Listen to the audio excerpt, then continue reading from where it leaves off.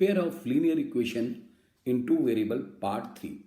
Dear student, एक बार फिर आप सभी का स्वागत है मेरे इस चैनल मेहरा ई मैथ्स एकेडमी में। इससे कुछ दिन पहले हमने इस चैप्टर का पार्ट 2 देखा था, जिसे आप सभी ने बहुत लाइक करा है। तो आज मैं इसी के अंतर्गत जो है पार्ट 3 लेकर आया हूं। तो दोस्तों, अगर अभी तक आपने मेरा पहला और दूसरा पार्ट अभी तक नहीं देखा है तो आप डिस्क्रिप्शन बॉक्स में जाकर आप यह देख सकते हैं। डियर स्टूडेंट, आप सभी के लिए मैंने एक बात और शेयर करने को कहा था। जैसा कि दुनिया में कोरोना के चलते भारत में सभी स्कूलों में आजकल ऑनलाइन स्टडी हो रही है और आप सभी को अपने अपने घरों में बैठकर ही स्टडी को करना पड़ता है। तो इसी के अंतर्गत आप लोगों के लिए मैंने फ्री ऑनलाइन क्लासेस शुरू करी हैं। यह क्लासेस अभी तो 9th और 10th के सभी स्टूडेंट के लिए है। इसे कुछ स्टूडेंट ने मेरे को ज्वाइन किया है। अगर आप भी ज्वाइन करना चाहते हैं तो आप भी मेरी मेल आईडी के थ्रू मेरे को कांटेक्ट कर सकते हैं, जिसकी सभी इंफॉर्मेशन मैंने अपने डिस्क्रिप्शन बॉक्स में दे रखी है। आप अपनी कोई भी प्रॉब्लम को मुझसे फ्री ऑनलाइन कांटेक्ट करके हल कर सकते हैं। धन्यवाद, आपका स्वागत है। तो दोस्तों, पार्ट 2 में मैंने आपको होमवर्क में कुछ क्वेश्चन करने के लिए दिए थे। आज सबसे पहले हम उन्हीं क्वेश्चनों को डिस्कस करेंगे। तो दोस्तों, हमारा पहला क्वेश्चन था, show that the system of equation 2x plus 5y is equal to 17 and 5x plus 3y is equal to 14 has a unique solution। तो इसमें आप देखेंगे, dear student, these equations are of the form a1x plus b1y plus c1 is equal to 0 and a2x plus b2y plus c2 is equal to 0। तो देखिए, इसमें हमारे पास equation जो है वो है, इनको हम इसी फॉर्म में लिखने के लिए क्या लिखेंगे, 2x plus 5y minus 17 equal to 0 and दूसरी इक्वेशन को हम लिखेंगे 5x plus 3y minus 14 equal to 0। तो इसमें आप देखिए कि अगर हम इसको कंपेयर करते हैं इन इक्वेशन से, तो हमारे पास में a1 इक्वल आता है 2 के, b1 हमारे पास में इक्वल है 5 के एंड c1 इक्वल है हमारे पास में 17 के। और इस वाली इक्वेशन को हम जब कंपेयर करते हैं तो हमारे पास में a2 इक्वल है 5 के, b2 इक्वल है 3 के एंड c2 इक्वल है -14 के। इसमें आप देखिए कि अगर हम इनकी रेशियो लेते हैं, मतलब a1 by a2 is equal to 2/5 है एंड b1 by b2 जो है वो इक्वल है 5/3 के एंड c1 by c2 जो है वो इक्वल है -17 by -14। This is equal to, you can say minus say minus कर दिया, 17/14। तो यहां आप देख रहे हैं, we can say we know as the unique solution, these are unique solution as we have a1 by a2 is not equal to b1 by b2, क्योंकि हमने ये रूल पढ़ा था कि अगर रेशियोज इनकी आपस में इक्वल ना हो, मतलब a1 by a2 is not equal to b1 by b2, तो हम कह सकते हैं कि दिस इक्वेशन है unique solution. Hence the given system of equation has a unique solution. तो दोस्तों, आइए हम एग्जांपल नंबर 2 पे अपने देखते हैं। उसमें क्या है, show that the system of equation 3x minus 5y is equal to 11 and 6x minus 10y is equal to 7 is inconsistent. हमें शो करना है कि ये इक्वेशन सिस्टम जो इक्वेशन है वो इनकंसिस्टेंट है। तो इसलिए हम देखिए, इस इक्वेशंस को हम अगर इस जनरल फॉर्म में लिखें, मतलब इक्वेशन क्या, जनरल फॉर्म क्या होती है, ax plus by plus C is equal to 0 इस फॉर्म में लिखें तो हमारे पास में ये दोनों इक्वेशन जो हो जाएंगी वो हो जाएंगी 3x minus 5y minus 11 is equal to 0 और दूसरी इक्वेशन हमारे पास में एंड दूसरी इक्वेशन जो है वो हो जाएगी 6x minus 10y minus 7 is equal to 0। तो जब हम इस इक्वेशन को जनरल फॉर्म से कंपेयर करेंगे तो हमारे पास में क्या आ जाएगा, a1 जो है हमारे पास में वो होगा 3, b1 हमारे पास में होगा that is minus 5 and c1 हमारे पास में होगा माइनस 11 और यहां से हमारे पास में a2 जो होगा वो हमारे पास में होगा 6 एंड b2 हमारे पास में जो होगा वो होगा माइनस 1 एंड c2 हमारे पास में क्या होगा वो होगा माइनस 7। तो एज वी हैव जैसा कि आप देख रहे हैं कि a1 by a2 is equal to है 3/6 which is equal to 1/2। b1 by b2 हमारे पास में जो है b2 इक्वल है -5 upon -10 which is also equal to 1/2 and c1 by c2 जो हमारे पास में है वह है -11 by -7 which is equal to 11/7। तो एज वी हैव हमें पता है कि अगर a1 by a2 equal to हो b1 by b2 और which is not equal to c1 by c2, तो आप यहां पे देखेंगे कि यही कंडीशन हो रही है, a1 by a2 is equal to आ रहा है b1 by b2 और which is not equal to c1 by c2। तो हम कह सकते हैं the system of equation is inconsistent. तो दोस्तों आइए हम अपना एग्जांपल नंबर 3 देखते हैं जिसमें हमें दे रखा है show that the system of equations 4x plus 6y is equal to 7 and 12x plus 18y is equal to 21 has infinity many solution, हमें ये शो करना है कि इन दो सिस्टम ऑफ इक्वेशन के इन्फिनिटी नंबर्स ऑफ सॉल्यूशन होंगे।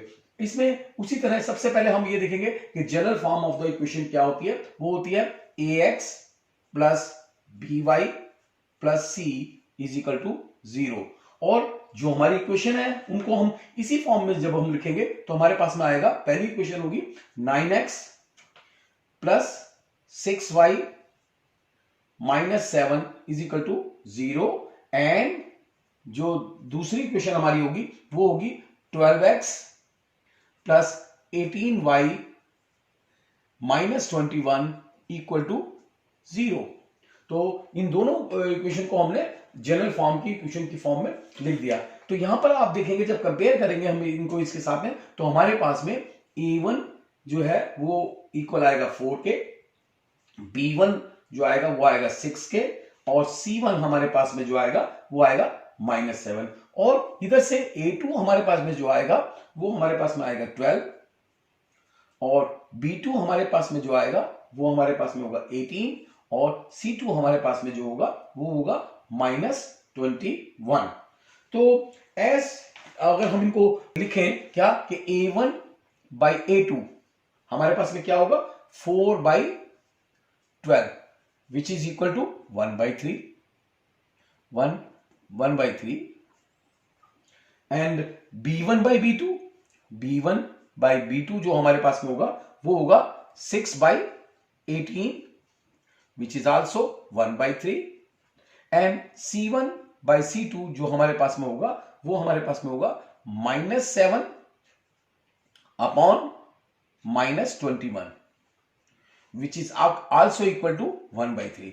तो आप देख रहे हैं कि यहां पर हमारे पास में जो कंडीशन होती है उसके accordingly a1 by a2 equal to b1 by b2 equal to c1 by c2 हमारे पास में ये कंडीशन हो रही है, ये तीनों ही इक्वल है। तब हम कह सकते हैं hence the given system of equation has infinity numbers of solutions.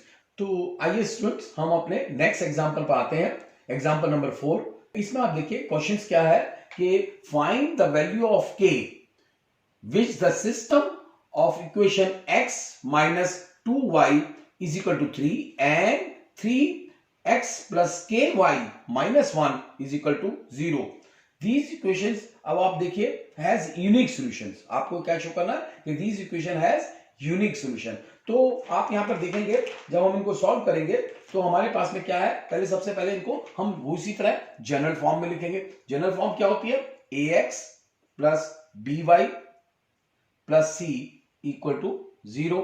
और जो इक्वेशंस हैं इनको जब हम इस फॉर्म में लिखेंगे तो वो होंगी x minus 2y minus 3 is equal to 0 and जो दूसरी इक्वेशन हमारी है वो होगी 3x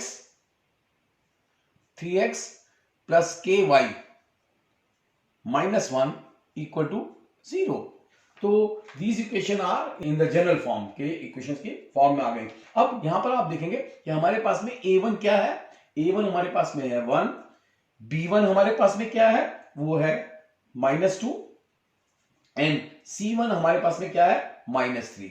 देखिए, अच्छा, उसके बाद में एंड हम कह सकते हैं इक्वेशन नंबर जो 2 है इसमें हमारे पास में a2 जो है वो इक्वल है 3 के, b2 जो है वो इक्वल है k के एंड c2 जो इक्वल है वो है माइनस 1 के.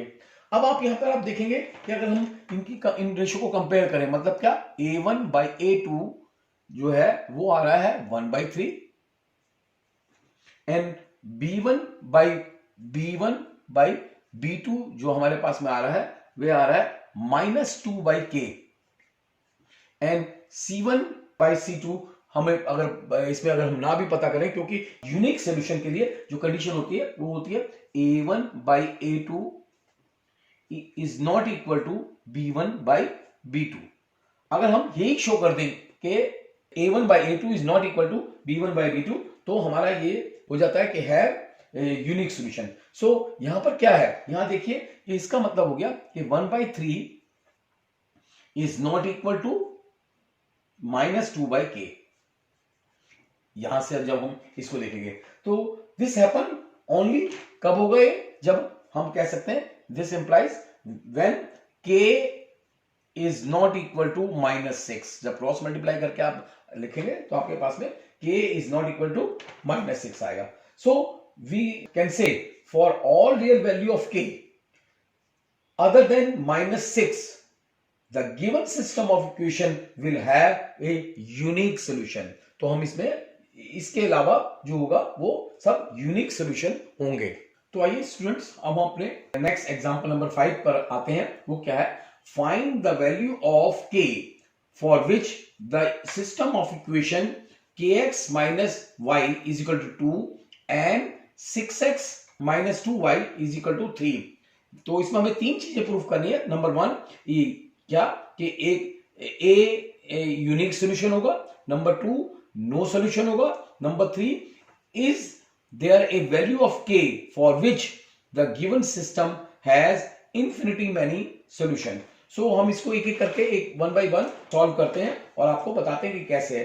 तो हमारे पास में जो गिवन इक्वेशंस हैं सबसे पहले उनको हमें जनरल फॉर्म में लिखना पड़ेगा. यानी कि किस फॉर्म में लिखना पड़ेगा कि ax plus by plus c is equal to 0 की फॉर्म में लिखना पड़ेगा. और वो इक्वेशन को हम लिख सकते हैं क्या, kx minus y minus 2 is equal to 0. और जो सेकेंड इक्वेशन है उसको हम लिख सकते हैं 6x minus 2y minus 3 equal to 0. तो these are equation in the form of ax plus by plus c is equal to 0. तो हम इन जो इसको कंपेयर करेंगे तो हमारे पास में इस इक्वेशन को कंपेयर करके आएगा a1 equal to k, b1 equal to minus 1 and c1 equal to minus 2. और इसको जब हम कंपेयर करेंगे तो हमारे पास में a2 हमारे पास में आएगा 6 और जब b2 हमारे पास में आएगा माइनस 2 एंड c2 हमारे पास में आएगा माइनस 3. तो आप देखेंगे कि हमारे पास यहां पर a1 by a2 equal to होगा k upon 6 and b1 by B2 जो हमारे पास में होगा वो होगा -1 अपॉन -2 विच यू कैन से 1/2 विच इज इक्वल टू 1/2। तो अब हम आते हैं अपने नंबर 1 पे। हमें क्या प्रूफ करना है कि है यूनिक सोल्यूशन। तो इसका यूनिक सोल्यूशन कब होता है? जब for unique solution we have A1 by A2 is not equal to B1 by B2। अगर A1 by A2 not equal हो B1 by B2 के तो हम कह सकते हैं हैव यूनिक सोल्यूशन।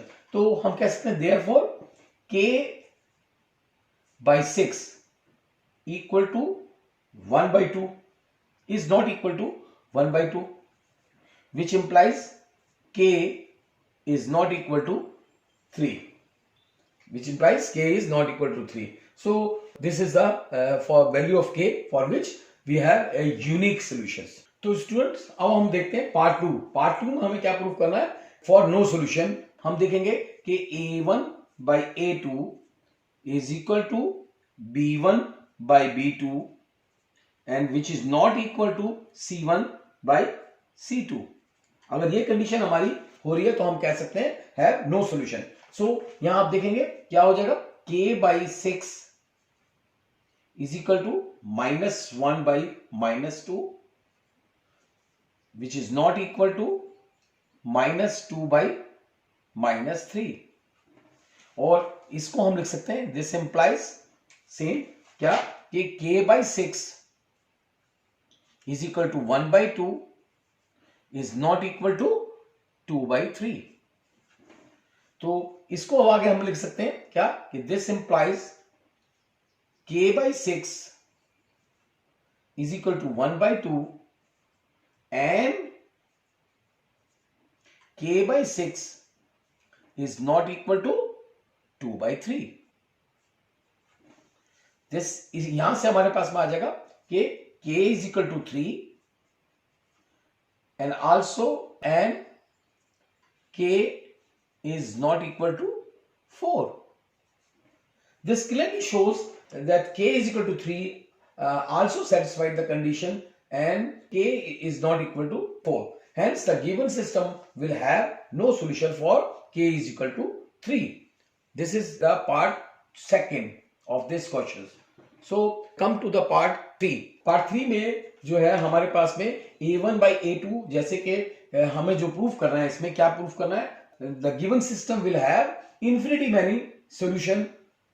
कब होते हैं इन्फिनिटी मैनी सॉल्यूशन? कब होते हैं? जब हमारे पास कंडीशन होती है A1 by A2 is equal to B1 by B2 is equal to C1 by C2। अगर ये कंडीशन हमारी होती है तो हम कह सकते हैं कि ये सिस्टम ऑफ इक्वेशन जो है वो है इन्फिनिटी मैनी सॉल्यूशन। सो यहां आप देखेंगे कि हमारे पास में this happen only when K upon 6 is equal to -1/2 -2 is equal to -2 by -3। That is you can say K by 6 is equal to 1/2 which is equal to 2/3। तो this is never possible since you can say 1/2 is not equal to 2/3। This is not possible।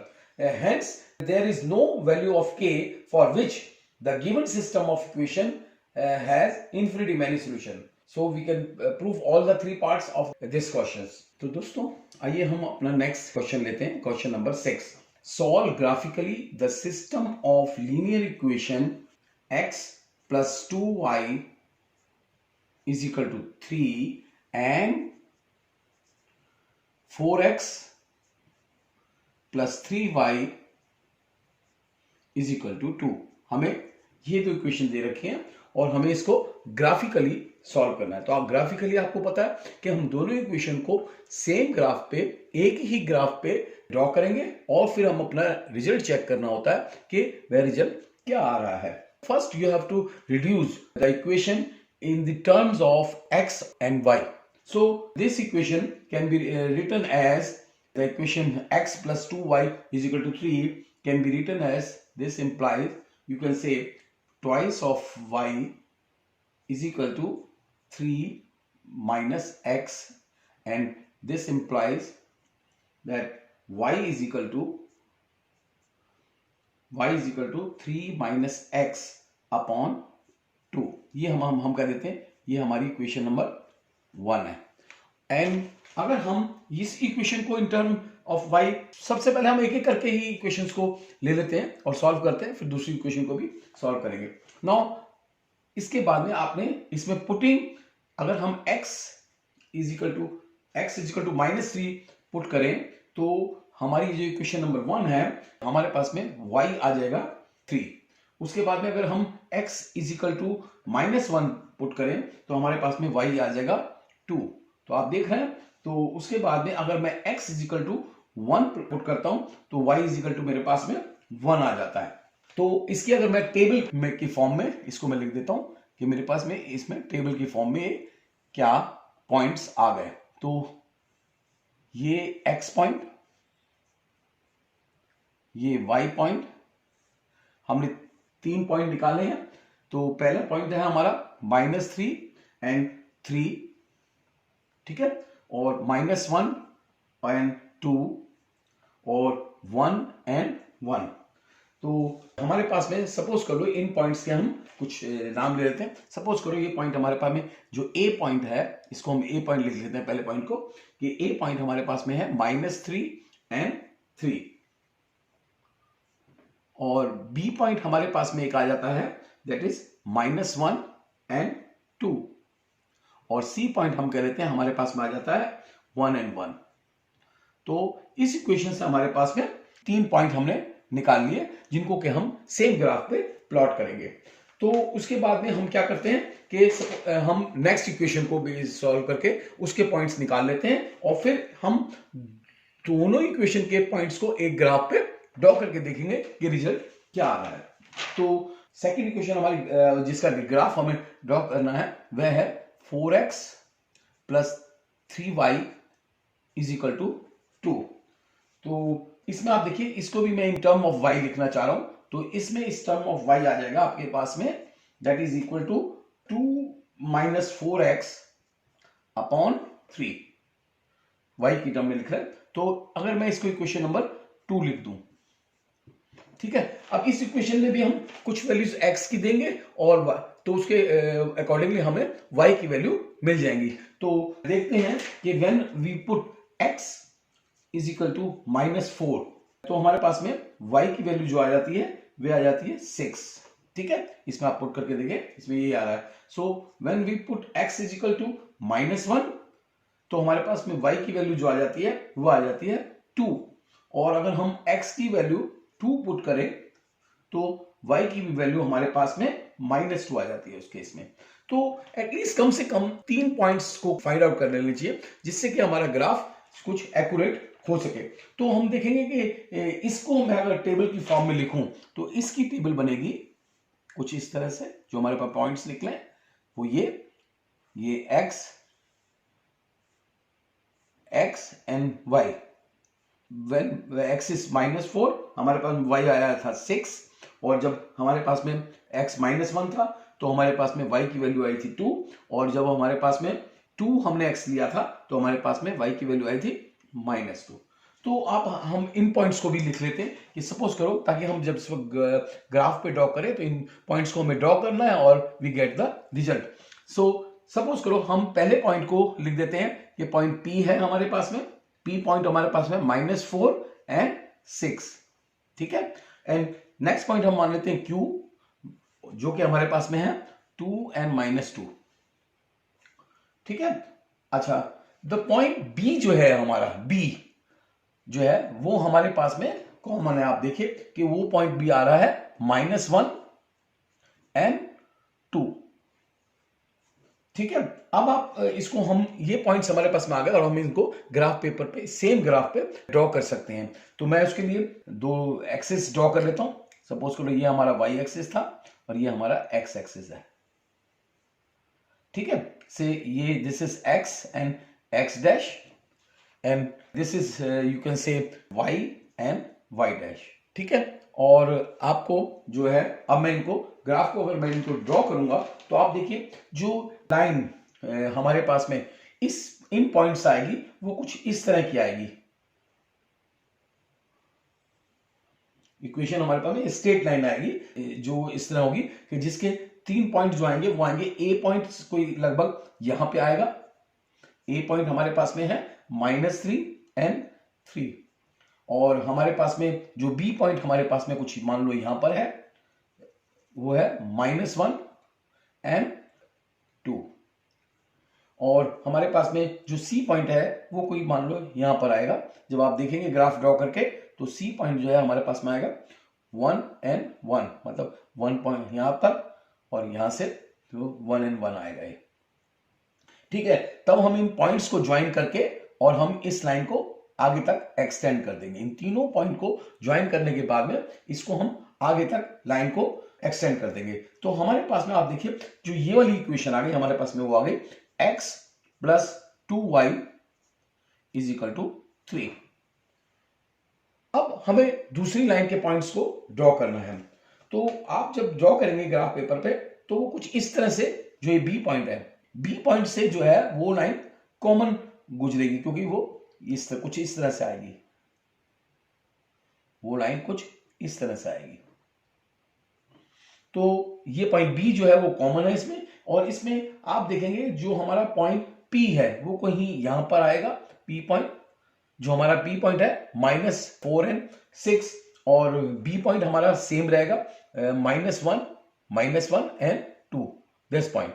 And जो point 1 and 1 है वो कोई यहां पर आएगा, आपका 1 and 1 जो आएगा वो कहीं यहां पर आएगा। This is our point, you can say ये। तो सी जो इसका क्यू पॉइंट है, सॉरी क्यू पॉइंट आपका कहीं यहां पर आएगा, इस लाइन के ऊपर आएगा, एंड दैट इज क्यू = इस पॉइंट पे आएगा कहीं यहां पर क्यू। तो आप कह सकते हैं कि ये कुछ मैं थोड़ा सा एडजस्ट करके आपको दिखाने वाली बात कर देता हूं। तो ये हमारे पास में क्यू पॉइंट आएगा यहां पर इस लाइन के ऊपर, जिसकी इक्वेशन हमारे पास में होगी अब क्या होगी, इस लाइन को जब हम ज्वाइन करके आगे तक बढ़ाएंगे और हम उसको अब लिख सकते हैं ये वाली जो लाइन है इसको हम लिख सकते हैं, हमारी जो इक्वेशन थी, first equation is in fact our x + 2y = 3, and the second equation we have 4x + 3y = 2। आप देख रहे हैं कि हम जब इस ग्राफ को ड्रॉ करते हैं तो ये दोनों लाइंस आपस में एक कॉमन पॉइंट बी पे आपस में कट रही हैं। तो सेम ग्राफ जब हमने इनको प्लॉट करा तो हमने देखा कि पी क्यू जो ये है और जो लाइन ए बी जो है वो दोनों पॉइंट किस पॉइंट पे मिलती हैं, अगर जब x = हमारे पास में x = जब -1 था यहां पर, एंड y = हमारे पास में 2 था। तो हम देख रहे हैं ये सिस्टम ऑफ सॉल्यूशन क्या होगा, यूनिक होगा। दैट इज ये क्योंकि एक ही पॉइंट पे इंटरसेक्ट कर रहे हैं और वो पॉइंट हमारे पास में क्या है, दिस। तो उसमें x की जो वैल्यूज और y की जो वैल्यूज आएगी वो हमारे पास में ये आएगी। This is the solution of the given system of equation. तो आइए स्टूडेंट हम अपना होमवर्क का क्वेश्चन नंबर 7 उसको लेते हैं। वो क्या था कि show graphically that the system of equations हमारे पास में जो है वो दे रखी है 3x - y = 2 and 9x - 3y = 6 has infinity numbers of solution। तो हम इन दोनों इक्वेशन का अब एक सेम ग्राफ पर इनको भी हम जब प्लॉट करेंगे तो देखेंगे क्या वो इन्फिनिटी नंबर ऑफ सॉल्यूशन, यानी कि एक ही लाइन, अगर एक लाइन के ऊपर दूसरी लाइन जब आती है तो हम कहते हैं वो इन्फिनिटी नंबर ऑफ सॉल्यूशन है। तो हम सबसे पहले लेते हैं line 3x - y = 2। First we plot this line. So in term of y, this can be written as 3x - 2। So हमारे पास में ये लाइन आ गई फर्स्ट, और इसके अगर जब हम x = -1 पुट करते हैं तो हमारे पास में इस इक्वेशन नंबर 1 में जब पुट करते हैं तो हमारे पास में उसकी कॉरेस्पॉन्डेंस y की जो वैल्यू आती है वो आती है -5, और जब हम x = 0 पुट करते हैं तो हमारे पास में y की वैल्यू जो आप देखेंगे ये वो आती है -2, और जब हम x = 2 पुट करेंगे तो हमारे पास में उसके कॉरस्पॉन्डेंस y की जो वैल्यू आएगी वो भी आ रही है 2। तो अब इन पॉइंट्स को हम क्या नेक्स्ट स्टेप क्या करते हैं, इनको हम टेबल की फॉर्म में लिख लेते हैं। जो हम इसकी टेबल बनाते हैं, तो हमारे पास में ये टेबल आई, इसकी हमने ड्रॉ करी टेबल x एंड y। हमने 3 पॉइंट कैलकुलेट करें, तो वो पॉइंट्स हमारे पास में है -1 व्हेन जब x की वैल्यू -1 थी तो y की वैल्यू आई थी 5, व्हेन x की वैल्यू 0 थी तो y की वैल्यू हमारे पास में आई थी -2, और जब हमारे पास में x की वैल्यू 2 थी तो हमारे पास में y की वैल्यू आई थी 4। तो हम इनको क्या करेंगे, इनको हम लिखेंगे, सपोज कर लो हमारा ये 3 पॉइंट्स में हम इनको लिख लेते हैं कि हमारा a पॉइंट जो है, a पॉइंट हमारे पास में आया -1 एंड 5, और b पॉइंट हमारे पास में जो आ रहा है वो हमारे पास में आ रहा है 0 एंड -2, और हमारे पास में सपोज कर लो c पॉइंट जो है, ये थर्ड पॉइंट c जो है हमारे पास में वो आ रहा है 2 एंड 4। तो हमने ये 3 पॉइंट्स डाल लिए। हम दूसरी लाइन के भी पॉइंट्स प्लॉट कर लेते हैं, देख लेते हैं, और फिर उनको सेम ग्राफ पे प्लॉट करके चेक करेंगे कि ये क्या आता है। तो सेकंड लाइन जो हमारी है वो है 9x - 3y = 6। ठीक है, तो इसको इन टर्म ऑफ y जब लिखेंगे तो ये हम इक्वेशन लिख सकते हैं y = 9x - 6 अपॉन 3। हमारे पास जब इन टर्म ऑफ y लिखेंगे तो ये आएगा, और जब हम अब इसमें x की वैल्यू कुछ देंगे और जो उसके कॉरस्पॉन्डिंग y की वैल्यू आएगी, तो हमारे पास में सपोज करो ये इक्वेशन नंबर हमारे पास में है 2। ठीक है, तो व्हेन अवर x, हम अगर x की वैल्यू मान लो लेते हैं -2, तो जब उसको 2 में पुट करते हैं तो हमारे पास में वी गेट y = हमारे पास में आता है -8, और जब हम x को 1 लेते हैं तो हमारे पास में y की वैल्यू जो आती है वो भी 1 आती है, और जब हम x को हम 2 लेते हैं तो हमारे पास में y की वैल्यू आ जाती है 4। तो इसको भी हम टेबल की फॉर्म में लिख लेते हैं। ये हमने टेबल बना ली इसकी x एंड y, ये हमने 3 पॉइंट इसके भी कैलकुलेट कर लिए। तो पहला पॉइंट था हमारा -2 एंड -8, दूसरा पॉइंट हमारा था 1 एंड 1, एंड तीसरा पॉइंट था 2 एंड 4। इनको भी मैं नाम दे देता हूं, और वो क्या है, अगर पहला पॉइंट को मैं लिख देता हूं p, and p is -2 and 8, and the next point is q is 1 and 1। ठीक है, एंड आप देखेंगे कि जो पॉइंट आपका C है, जो पॉइंट C है हमारे पास में, यहां वही पॉइंट कॉमन आ रहा है 2 एंड 4, तो हम इसको लिख देंगे 2 एंड 4। तो आप देखिए कि मैंने इनके दोनों इक्वेशंस के पॉइंट्स अब हमने ले लिए। अब हम ग्राफ लेंगे, इसके लिए ग्राफ ड्रॉ करेंगे सेम ही उस पे, तो मैंने दोनों एक्सिस ड्रॉ करे। ठीक है, ये मेरा x एक्सिस और ये मेरा y एक्सिस। ठीक है, तो अब इसको मैं जब उस पर ड्रॉ करूंगा तो आप देखेंगे कि ये कुछ लाइन ग्राफ पेपर पे जब ड्रॉ करेंगे तो आपके पास में ये कुछ लाइन जो आएगी वो कुछ इस तरह से आएगी। ठीक है, जब दोनों तरफ यूज करके जब लाइन को पुट करेंगे, सबसे पहले जब आप पॉइंट पुट करेंगे -1, this is -5, sorry this is -5, सो वो कहीं यहां पर आएगा, यहां पर इस पॉइंट पर आएगा। ये हमारे पास में जिसको हम A पॉइंट लिखेंगे, ये हमारे पास में होगा -1 एंड -5, यहां पर आएगा इस जगह पे, और जो पॉइंट इसके बाद में B पॉइंट है वो कहीं यहां आएगा, B point, this is our B point, और B पॉइंट हमारे पास में जो था वो था 0 एंड -2, 0 एंड -2, और हम देखेंगे कि जो पॉइंट C है हमारे पास में वो कहीं यहां पर आएगा ग्राफ पे। C जो पॉइंट होगा वो हमारे पास में आएगा 2 एंड 4। ठीक है, तो हम इन सब लाइन को पॉइंट्स को ज्वाइन करके इस लाइन को एक्सटेंड कर देंगे। तो उसके बाद में हम दूसरे पॉइंट्स को जब प्लॉट करेंगे तो आप देखेंगे कि हमारे पास में जो पॉइंट P है वो P पॉइंट कहीं यहां पर आएगा। जो पॉइंट P है हमारा वो हमारे पास में आएगा -2 एंड -8, कहीं नीचे इस तरफ आएगा। ठीक है, मैं थोड़ा सा इसको एडजस्ट कर देता हूं स्क्रीन को, जिससे कि पॉइंट क्लियरली आप लोगों को नजर आ सके। और जो पॉइंट मेरा क्यू है, वो क्यू पॉइंट मेरा कहीं यहां पर आएगा ग्राफ में। क्यू पॉइंट जो है वो है 1 and 1। ठीक है, तो अगर मैं इन सबको ज्वाइन कर देता हूं, और आप देख रहे हैं सी पॉइंट जो है मेरा वो था सी पॉइंट, यहाँ सी पॉइंट ये रहा 2 and 4। तो आप देखेंगे कि इनको जब हम ज्वाइन करते हैं तो सेम ग्राफ पे हमने इनको ज्वाइन करा, तो हमने देखा कि ये दोनों लाइनें आपस में एक दूसरे के ऊपर ओवरलैप कर रही हैं जब हम इन पॉइंट्स को प्लॉट करते हैं। Joining in these two all the 4 points, we see that all the 4 points passes through the same line। तो हम कह सकते हैं the two lines coincides। ये जो दोनों लाइनें हम ड्रॉ करेंगे इस ग्राफ पे वो coincide करेंगी। hence the given system of equation has infinity many solutions। तो स्टूडेंट, अब मैं आपको कुछ क्वेश्चंस प्रैक्टिस के लिए दूंगा आज मैं कुछ क्वेश्चन, जिसमें क्वेश्चन काफ़ी ज़्यादा होंगे, तो उनको आप अपने होमवर्क में ट्राई कीजिएगा। और उनमें अगर आपको कोई डिफिकल्टी आएगी तो आप उसको मेरे को पूछ सकते हैं कमेंट बॉक्स में जाके। आप उसका क्वेश्चन नंबर डाल के आप वो प्रॉब्लम मेरे को पूछ भी सकते हैं, ताकि मैं उसको नेक्स्ट चैप्टर में मैं आपको उसका सोल्यूशन भी दे दूंगा।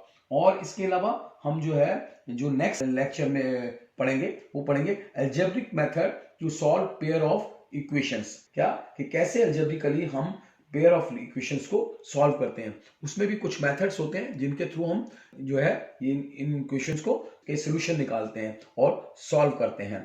तो स्टूडेंट, मैं उम्मीद करता हूं कि आपको मेरा ये आज का लेक्चर पसंद आया होगा और आपने एंजॉय करा होगा। So take care and thanks